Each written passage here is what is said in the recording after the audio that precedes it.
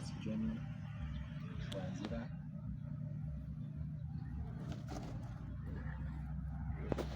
We are going to the Makerere University. That's on 2nd of February 2024, and I took up a course in mastering, which is social sector planning and management. This course has been taking me an average of 4 to 5 years because it involves a lot of research, and I decided to do this master's with Plan A, because Plan A is basically you study in class and at the same time you have to go to field work and carry out research.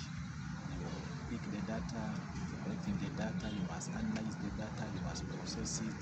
After processing it, you must present and discuss it and to the panel of the professors. And it involves taking a viva, which I took the viva before the 16. I took the viva before the 6 professors in Makerere, which I defended to the satisfaction of the board, and for that effect, that's why I got to this course. But why I went in for this course, I looked at the time and again, government has injected a lot of resources, especially in the areas of cooperatives, in the areas of circles, in the areas of groups, the savings groups. But the impact of it is not felt so much in the economy. So I kept asking myself, but all these government interventions have been so much enormous, but the multiplier effect in the economy in terms of increased incomes is not so much felt. Where could be the gap? So taking up these studies, I end up, when I went to Makerere, I was looking at which studies can I take basically in my line of the profession I did, which can enable me to carry out research in that. And I was advised that the best course I could take was a course which means how to plan for sectors and how to manage the sectors. And this course was a very great insight, because deeply in it, when you analyze the course units in it, was able to look at the social delivery systems in the economy. And if you look at the economy, government is making a lot of intervention through the budget allocations and appropriation by parliament. But when you go deeper and you look at the delivery systems in our economy, look at the health management systems, which was also covered under health management systems, you looked at the local government systems, the system of works and so on, delivery systems, you discovered they have a gap. So there was a need for research to find out what could be the biggest challenge to cover these gaps in the delivery system. Is it in terms of bureaucracies in the delivery system? Is it in terms of the manpower gap in delivery systems? Those are some of the issues we end up looking at. And of course, the high level of corruption in the systems also became a very big challenge. So there was need to carry out research in that, what is affecting the delivery system. I also took up the disaster management, because disaster is one of the big interests, which is a component of the course. We looked at disaster management, especially in the area I come from, the mountainous area of the Oregon zone have been affected with a lot of disasters. So the course gives an insight, for example, of the mitigating measures. How do we best deal with the disasters, for example? But all the same, it comes back to the policy. As long as the policy is put in place and the planning has been done earlier and people have been sensitized and all the rescue gadgets are in place, disaster may not be all that a very big problem. But in research, that's what we discovered has been a very big gap in terms of dissemination of the information, in terms of preparation, in terms of budgeting for disasters, which is going to be a very good paper, of course, to the policymakers to look at it, and they can pick on it and go away from the research they can level. But also within the course, you need to look at the financials, the sector finances, because the sector finances, there are so many enterprises in Uganda which have been put up by private sector, by the public sector.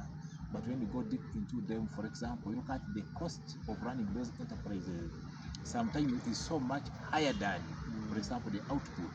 The input-output relationship is not all that very good. You may discover there's a lot of input, but the output is not matching to the rations. So we discovered that in the sector financing, there's also a gap. In the sector financing, the resources are not enough sometimes by those enterprises, but also even if they are there, those who use those resources, they use at a very high cost.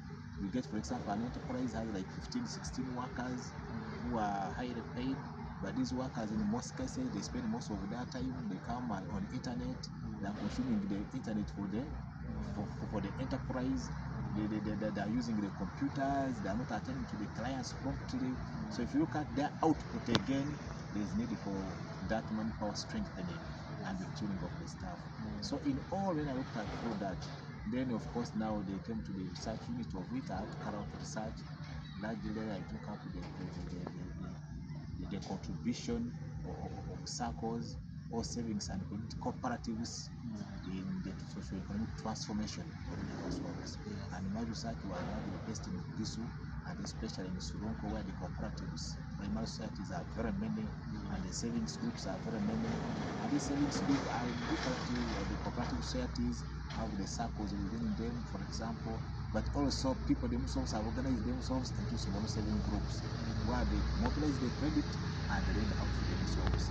So I carried out a research largely on that area to see really how comes the poverty rate in the region according to it was the poverty rate. If you look at it, it's very high statistically.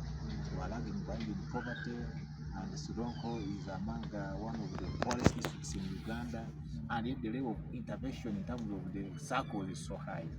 How come that people are having these circles that lend into one another? They could start some small enterprises, making of chapati, beneath of carpentry. But if somebody is getting access to the finance, how comes that the same finances is getting and not transforming the household? And of course, from the research I discovered that circles, much as credit is important, but circles like they need to develop the products, the product approach. So if the circles, for example, can use the product approach, you put up the circle, you have the cooperative, but largely look at the products where the client is going to go and use the product. For example, if you have a circle and you have taxis in Matatu, and somebody can come and hire a taxi on a weekly basis or daily basis, that person can either be a circle member or the person can be any member of the community. When he hires it, goes and uses it, when he uses that product of the circle, can bring it back and pay. Where the person fails to pay, you arrest the situation faster. You can easily go and rescue your property and ask to pay this. For example, another one is the Bajaj motorcycles.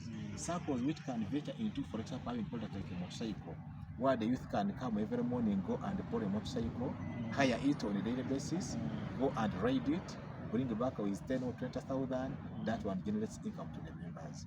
But circles which aim at collecting money and you give a member as a loan to go and use, that money is never used for that purpose. Most of them get this money, they go and consume it, they go and organize marriages, they go and for luxury, they go and drink it. Now paying back the money becomes a big problem. They become a big problem. And valid examples I was able to look at, for example, in Canada, there are serious cooperatives. I had to go to Bangladesh, I went to Germany, I went here to Nairobi, and when I looked at the productive circle approach was more productive, and the circles which have involved, for example, in those products. When you go to Netherlands, they're using most of them like the bull approach, animal fattening. A circle goes and buys animals. When it buys very good quality animals, then a circle member with the witness of the authorities, the local authorities, comes and takes up that animal to go and rear. When he goes and to rear the animal, but the circle itself is in charge of treatment of the animal. They keep on following the animal, they keep on, then at the end of it, all this may have benefits. When the animal gives birth and has been feeding it, it can benefit out of the milk. And also when they reach a stage of disposing of the animal, selling, they are able to know by the time you took the animal, how many kilograms was it? Maybe it was 70 kilograms. And the time we are selling, it is 200 kilograms. What has been very addition? 130 kilograms. The 130 kilograms is what again the circle shares with its member. Such products which have been developed like so have transformed the circles in those areas so much efficiently than as our circles which look at credit and just mere lending. Yeah, that's how circles, much as there has been government intervention, that one has not taken place. The level of circles is very low. Research I concluded, I conducted research from 2017, 2018, 2019, 2020, because it was able to research involving not only here in Sironko and this as a region, it was international research. So the research has taken me an average of 4 years. That's when I've conducted it. The countries I've conducted research in, basically top is Uganda, that is the case study of Sironko, using the Sironko examples as one of the examples to use. But also I moved as far as Kenya. I was in Nairobi. I looked at circles in Nairobi. I was in Bangladesh. I was in India. I was in Germany, and all of them I was comparing the circles in that area and the circle, even in Turkey. I was comparing the circles in Turkey and Germany and Canada to those of Africa, especially in Kenya and Uganda, but specifically in relation to the circles in Sironko district. The contribution of the circles toward this socio-economic strengthening of households in Uganda. Contribution of circles toward the socio-economic strengthening of households in Uganda, the case study of Sironko district. Criteria, of course, I had to look at first of all the random sampling, and in this random sampling, I first had to look at the circles, all of them listed circles in the district, and having listed all the circles in the district, which were actually very many of them. Then I zeroed down to picking a few of them on the criteria of randomly. I picked very many of them, but after picking these random samples, which were like 16 circles randomly, again I had to zero down and look at which circles can able help me do the studies, because these circles have both the informal and the informal members. There are those which are members are educated. For example, the teachers' circles was one of them. I used in Sironko. I looked at the veteran circles also as one of them. Vis-a-vis also these other circles of ordinary members. I looked at the Bauku circle, which is located in Ibugu, in Marimba. I looked at the Masava circle. I looked at Charule circle. These are now the circles I was comparing to see. They have all the ingredients of both the educated and the uneducated in them. But surprisingly, what I learned is that for the circles where members, for example, where the literacy rate is a bit high, members are a little more educated, in these circles we discovered that the level of appreciation, for example, of the government policy, the level of appreciation of the advisory services, because remember these circles have advisory services which come from Okusco. This is an umbrella body which keeps on advising these circles about financial part of it, about the compliance with the law. In those circles, you see that the rate of default rate is a little bit more or less. The default rate in those circles is not so high. Then the portfolio to risk is not so much high. But in some of these circles where members completely are illiterate and members cannot grasp the government policy, the policy governing the circles, members cannot easily take up the financial advice, because there's also management of it. When you're borrowing the money, they're supposed to advise you, for example, the record keeping, bookkeeping. You're supposed to do the records of how you are transacting. And if you are making chapatis, you must be able to know that today out of one bundle, I use the ingredients. So, for example, the charcoal, I've used the cooking oil, I have used maybe other baking powder. Now, when I factor and put in labor, I put in the cooking oil. When I make from one bundle, maybe 30 chapatis, I am able to sell this chapati at this cost. But when I sell at this cost, we are supposed now to factor in all the factor inputs and the variables and the fixed factors, including the skill you are using. Then at the end of it, all you see, am I breaking even or not breaking even? That's why sometimes people go for the loans and borrow in the circles and the financial institutions, but they don't calculate and see at what stage do I break even.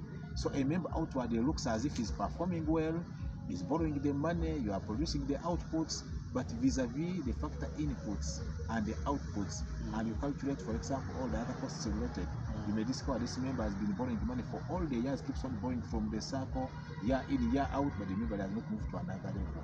Why? Because the member's level of appreciation, for example, of the financial accountability of the funds in the circle and the funds he's using himself is not so much as good at that. What were some of recommendations in your research? Yes, in the recommendation in the research one, for example, one of them is that the Ministry of Microfinance and the government ensures that the policy governing the circles, for example, that policy needs to change.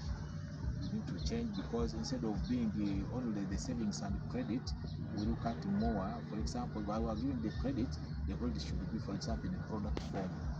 If the circles can give, for example, in these cooperatives, for example, can give farmers in form of credit, but in form of the products. You want the fertilizers, you want the raw materials to produce a good.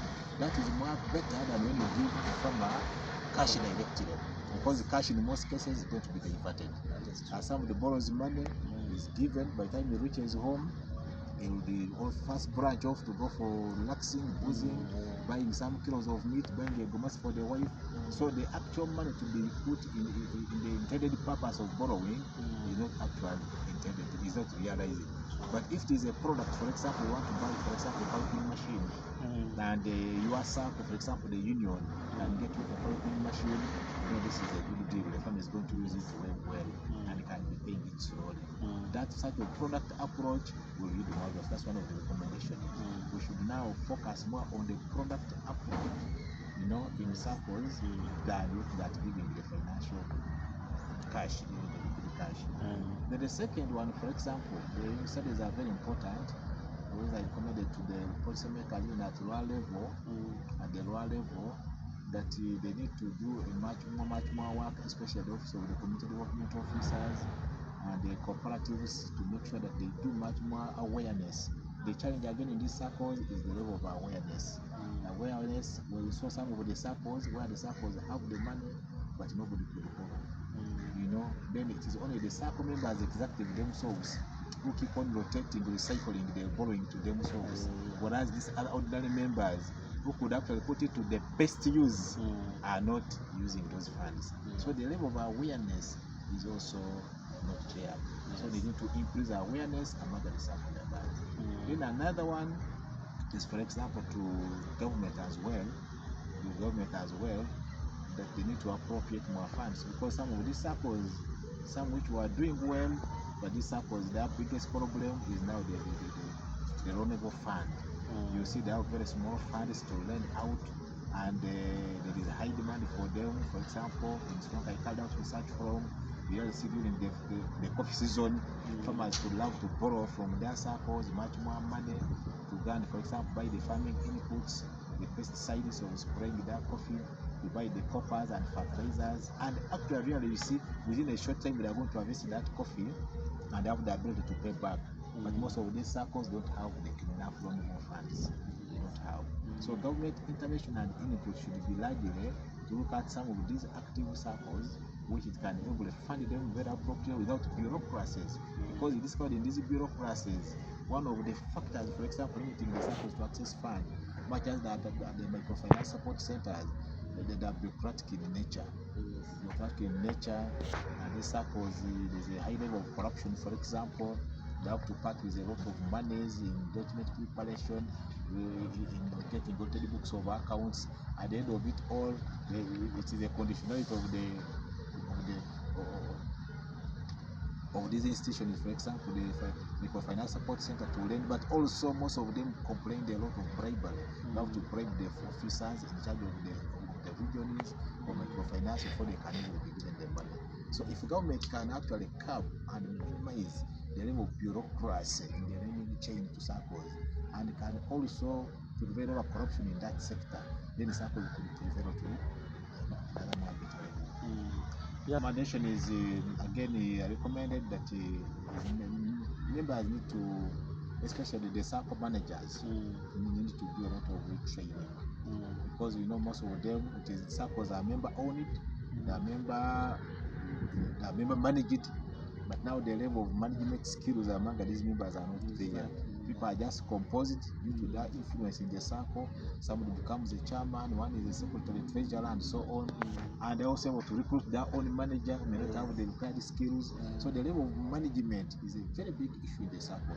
And for this, most of the circles which are corrupt is due to the poor managerial skills. So government needs to take more in the sector, more of the trainings and the training courses, especially in the circle leadership. Now tell us. Yeah, my childhood has not been very easy one, because I'm a product of the Thomas home. My father was the chief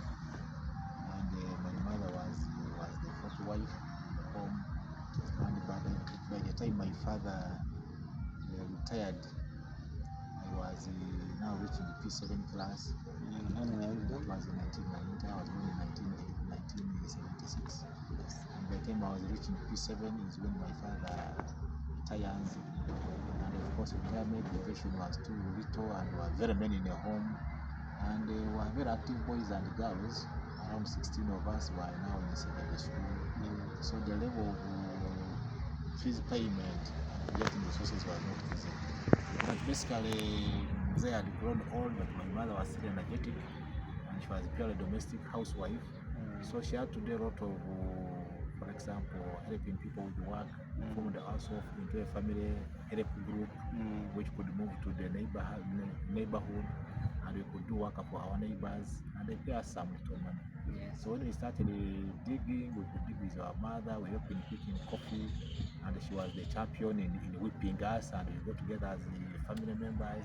So all the time we could continue engaging in doing the casual work, and eventually we raised some little money. So studying was not easy, and by the time we reached senior 4, the fees had become a challenge. Where did you sit for your P7? It became a challenge. I was in the primary school from P1 up to P7 in 1990 when I started P7, and by 1991 I joined the Masala Secondary School, where I joined senior 1 up to senior 4. And when I was in senior 1 up to senior 4, I was able to complete, these fees challenges. Some weeks you are at school, some weeks you are off at home looking for fees. And we did all odds of work, because apart from dealing for people, that was not enough. But our grandmother used to engage in making the local guru, marwa and waraj, and we could also go and support her during holidays. And by the time actually I finished senior 4, I was an expert in making the marwa. I could make it very well.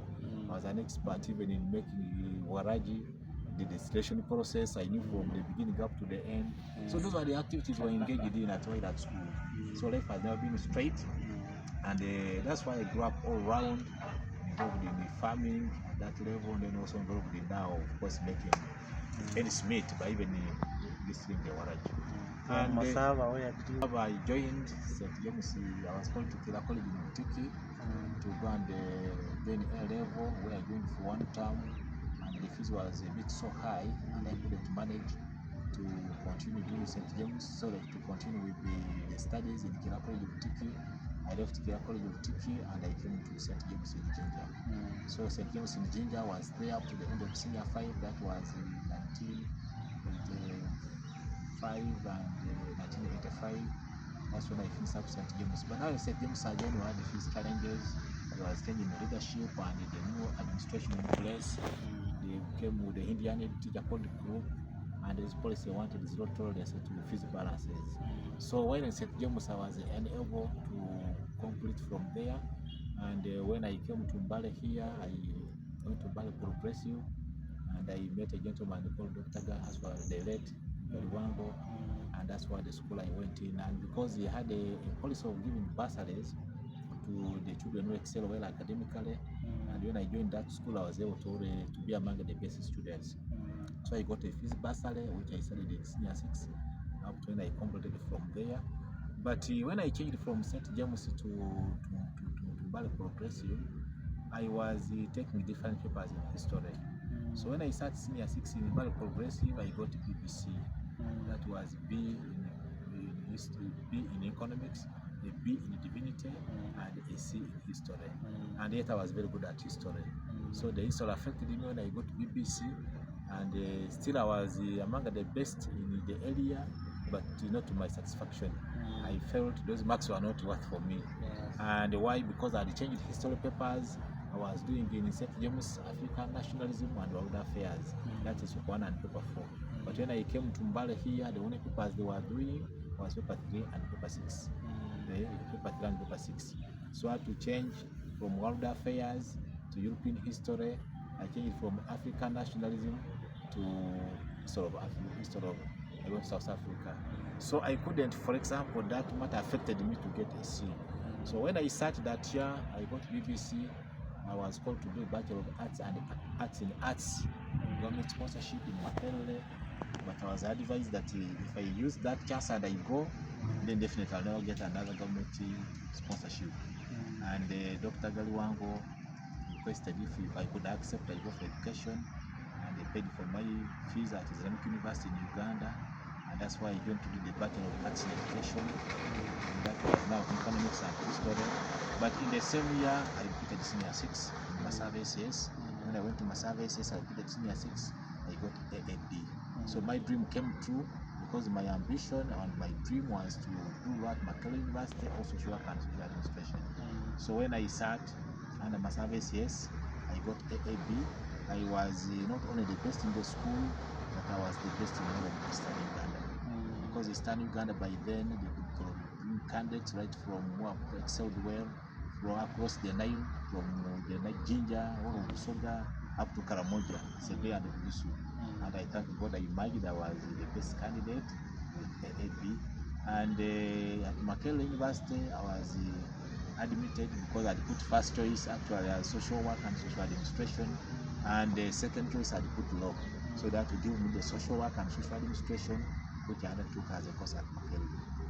But while at Makerere, I had to do 2 courses because Islamic University was under terminal system, and the Makerere University was under semester system. And some of the lecturers who were teaching the Makerere University were the same lecturers, some of them teaching Islamic University, and they could teach during the holiday time. Now during the holiday time, this was a semi-terminal system, whereas when the semester was on, I knew they could be the holidays. So Dr. Galwanga advised me I should not english any course. I undertook 2 courses. I was studying in Makerere University, social work and social administration, and I was studying in Islamic University, Bachelor of Arts in Education. And that's how I progressed and finished up the Bachelor of Arts in Education from Makerere University, from Islamic University, but also I took the social work and social admin from the university. So I had to undertake the 2 courses at a go, and I completed, and that's why when I went for masters, I wanted to go and master. I had to make a choice either to go and master in education or to go and master in the area of social works. And that's why I chose to continue to look at the social work, how it works, the social dimensions, the social systems, and that's why the area now took my choice of taking the masters in that. And currently speaking, I'm enrolling for a PhD in cooperatives, because I'm grounded in cooperatives, as we are aware. I'm grounded in cooperatives, I work with cooperatives. I'm a body member in this cooperative union. I represent one of the biggest zones in the region, that is Sironko Valley. But also I'm a farmer as well, and a member of the primary society. That's why my research largely goes in the area of the cooperatives and how cooperatives are able to transform the households, transform the levels of their incomes and the livelihood in those areas. So I'm going to undertake a PhD in cooperative management and cooperative studies. Apart from I'm engaged in a lot of activities at level. Of course, back to studies, I also undertook some studies in administrative law at LDC as a component of my courses I've taken. But apart from politics, of course, I said I'm a teacher. When I grew up and saw how I suffered, the children can be very bright, and these bright children, they have no socio-economic support for them to go to schools. And I have been a product of the beneficiary of some of those bursaries, which helped me reach at another level. And that's why I had that compassion as well of how can I help these children who are good enough. Some of them are orphans, but there's no support. And when I finished up doing the education, that was in the year 2000. When I finished Bachelor of my Arts in Education, I looked at how best can I help some of these children, and I had a dream. And the dream, of course, was to start a school, and I started one of the institutions called the Sironko Secondary School. And that's an institution I began helping children back in my villages. I go back to the parishes, I go back to primary schools, I go back to some counties, and to carry out my independent research. I see children who are studying, but their parents are unable. I could give them scholarships to come and study in my school. Basically, it was I couldn't break even as so, but because myself I was a teacher and I had colleagues who are teachers, we could come together and go to the school and study. some of the parents who could be able to pay some fees, they could pay fees, and the school was able to perform very well. And that's why from that school he gave back to several institutions. I'm a director to Sironko Parents Secondary School, Sironko Parents Primary School, the director to Mbali Model Primary School. All these institutions do help me to nurture the children, pick them who are able to study, and give them bursaries and scholarships for those institutions. But I also realized that most of these children who finish senior 4 and who finish senior 6, others are unable to go, for example, to government bursary institutions because of the same challenges. And because of my inadequacies, the capacity, I couldn't sponsor all of them to continue. And even those who could continue could also finish and come back. They don't have the skills. So I looked at how do I impart skills in most of these learners. Either they have stopped at senior 4, or they have stopped at senior 6, or these children have gone to university and finished and come back because the job market is very challenging. You must have a skill. You have a skill in building, can be very good builder. The skill is motor vehicle mechanics, the skill in carpentry and joinery, in baking, and all that tailoring. So I looked at also having an institute called the Sasaga Vocational Institute. This institute is based in Sironko. It has always enrollment around 400 children every year. In this institute, I also impart skills in the younger ones. So the scholarship and the bursaries I give not only end at that level of primary, not at the level of secondary, but also I continue following up these children. For those who can get skills, they come and acquire the skills. And that one has become my work very easy. Even as a member of parliament, as you move around, children ask for the jobs, parents ask for the jobs, but it is more easier if they have these skills with them. It becomes more easier for me to get them more to work, because a child with a skill is self-made, a child with a skill is self-employed, and in most cases, for some of them, we support them with a few working tools. Some of them want small working tools to start on, and the parents can never afford to buy those tools. For example, those who are in carpentry, as long as they can get a saw and get a hammer and get a needle, they can start on the work. Those on tailoring, if they can able to get a sewing machine, or even get on hair patches, they're able to work. So it has impacted so much that only not I've been able to fix them only in Uganda, but also outside the countries. Because a child with a skill, even when he goes out of the country, the skill remains a skill. Those who have tried to go to most countries have supported. When they reach there, they're able to use their skills and they continue working there. Unfortunately, those ones who have remained without skills, they are unemployed, and it is very hard. So I'm engaged in the education transformation to ensure that our learners, our children in the region attain education, not only education, but also with skills and something. Reminder. Born in 17th of May 1976 in Malimba in Subuta village, that is Malimba Parish, Malimba Sub-County. To the parents, Mr.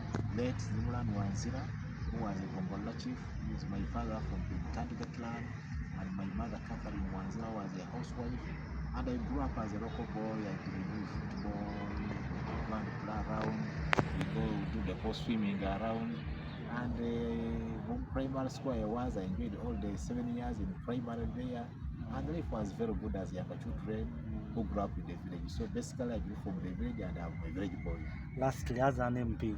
Of Parliament, of course, from the works I was doing voluntary work, and both in farming, I was close to the farmers as we grow coffee and we take to the union, but also in the area of education, I was so much helpful to the communities by helping their children access education. Where I'm unable to support myself, I could connect them to scholarships and bursaries, to people who could support them. And from that, of course, people who graduate East felt I was their own, and at least I had a passion for them.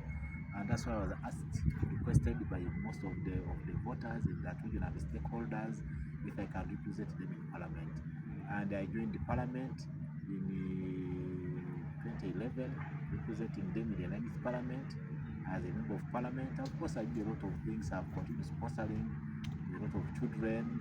I try to support most of the upcoming institutions, for example, my constituency. I've been at the forefront of lobbying and mobilizing for those people. But also in those areas, apart from education, which I've largely impacted, I've sponsored over 400 children speaking right now at different levels of education, to to access their skills and access education. But also in those areas, I've been able to support children, for example, with the scholastic materials, the mathematical sets, which was a big challenge to most of them.